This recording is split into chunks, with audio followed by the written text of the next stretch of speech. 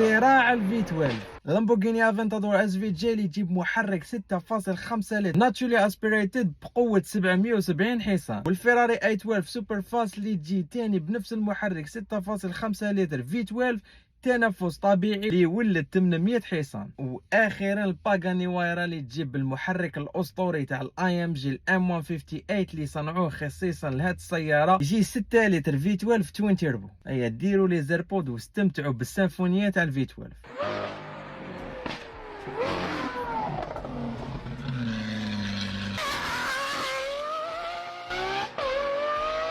وماش ما عندي جاري عندها اس في جي. انا بالنسبه لي الاس في جي اجمل سياره واجمل محرك في 12 بالنسبه لي انا. قولوا لنا في التعليقات شهي السياره الفي 12 اللي تفضلوها نتوما.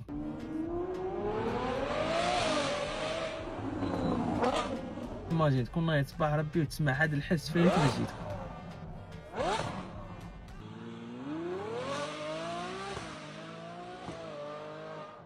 كاين اللي خاطيهم السيارات يقول لك هذا حس يديرونجي، بصح كي تكون باسوني دو فواتور هاد الحاجه تبان لك سيمفونيه على ودنك.